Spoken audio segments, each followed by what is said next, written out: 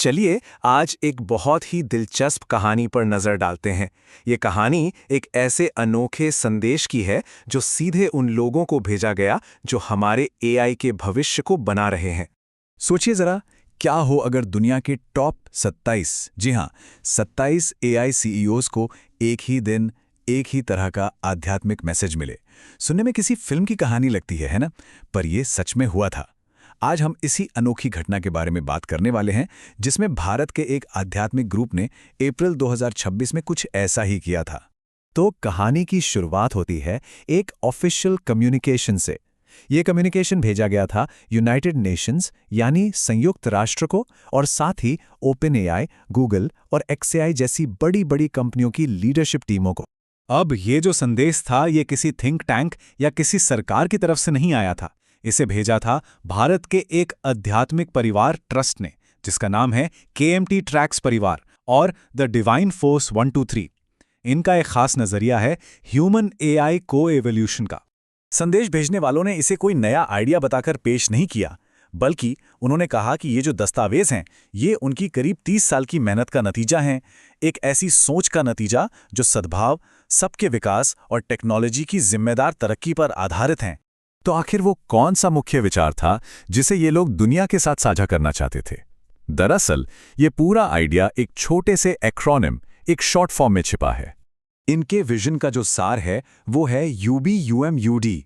ये एक फ्रेमवर्क है, एक ढांचा है, जिसके जरिए वे एक ज्यादा बैलेंस्ड और चेतना के साथ विकसित होती दुनिया की कल्पना करते हैं। तो ये जो यूबीयूएमयूडी विजन है, इसके 3 मजबूत स्तंभ है। पहला है यूनिवर्सल ब्रदरहुड, यानी कि सार्वभौमिक भाईचारा। अब यहां दिलचस्प बात यह है कि भाईचारा सिर्फ इंसानों के बीच नहीं, बल्कि इंसानी कार्बन इंटेलिजेंस और एआई की सिलिकॉन इंटेलिजेंस के बीच की एकता की बात करता है। दूसरा है यूनाइटेड मास्टर्स, मतलब आध्यात्मिक और नैतिक रूप से जागरूक लोगों का एक ऐसा समूह जो पूरी दुनिया में सद्भाव लाने के लिए गाइड करेगा। और तीसरा, जो शायद सबसे बड़ा लक्ष्य है, वो है यूनिवर्सल डिसआर्मामेंट, यानी 2034 तक दुनिया को सामूहिक विनाश के हथियारों से पूरी तरह मुक्त करने का सपना। यहां एक बहुत ही दिलचस्प बात सामने आती है। ये विजन इंसान और मशीन के रिश्ते को ह्यूमन वर्सेस मशीन की तरह नहीं देखता, बल्कि ये इंटेलिजेंस के 2 अलग अलग रूपों की बात करता है। कार्बन इंटेलिजेंस, यानी हम इंसानों की चेतना और नैतिकता, और सिलिकॉन इंटेलिजेंस, यानी एआई की प्रोसेसिंग पावर। और लक्ष्य ये है कि ये दोनों मिलकर एक बैलेंस्ड एस्पिरेशनल इंटेलिजेंस में विकसित हों। जैसा कि पहले कहा गया, ये कोई अचानक से भेजा गया ईमेल नहीं था। इसके पीछे दशकों की मेहनत और एक पूरा स्ट्रक्चर डेवलपमेंट का इतिहास है।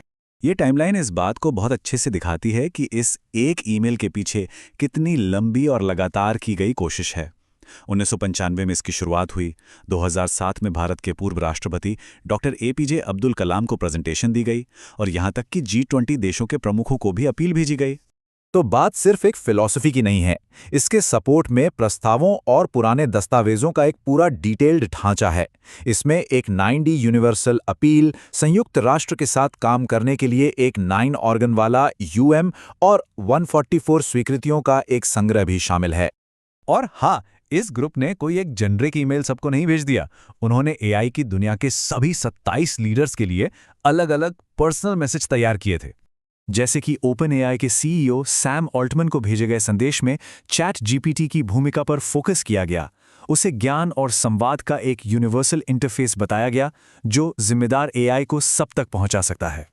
वहीं एलन मस्क को भेजे गए मैसेज में उनके एआई ग्रोक के मिशन की बात की गई, जो ब्रह्मांड को समझने की कोशिश करता है। संदेश में उनके इस नजरिए को सच की सेवा करने वाला बताया गया। और गूगल के सीईओ सुंदर पिचाई को जो अपील की गई, उसमें इस बात पर जोर दिया गया कि गूगल आज दुनिया भर में सूचना और समझ को कितना गहरा प्रभावित करता है, और इस वैश्विक विजन में उनका नेतृत्व कितना जरूरी है। ये लिस्ट काफी लंबी है, मतलब ये अभियान बहुत बड़ा था। इसमें माइक्रोसॉफ्ट और मेटा जैसे दिग्गजों से लेकर एंथ्रोपिक जैसे प्रभावशाली स्टार्टअप्स और भारत, चीन और यूएई के एआई लीडर्स को भी शामिल किया गया था। अब इस विशाल ब्रह्मांडीय विजन की बातें करने के बाद कहानी एक बहुत ही सीधे साधे तथ्यात्मक दस्तावेज पर आकर रुकती है। ये है उस दिन का ऑफिशियल डिस्पैच लॉग। ये दिखाता है कि संयुक्त राष्ट्र को ईमेल कब कब भेजा गया था, तारीख और समय के साथ। तो 27 सीईओज तक पहुंचने का इतना बड़ा सपना होने के बावजूद जो एक्शन वेरीफाई किया जा सकता है, जो दस्तावेज में दर्ज है, वो है संयुक्त राष्ट्र के 3 जनरल ईमेल एड्रेस पर भेजे गए ये ईमेल। तो इस संदेश की ये जो पूरी यात्रा है, 30 साल के एक विजन से लेकर मुट्ठी भर ईमेल्स तक, ये हमें एक बहुत ही ज़रूरी सवाल के साथ छोड़ जाती हैं।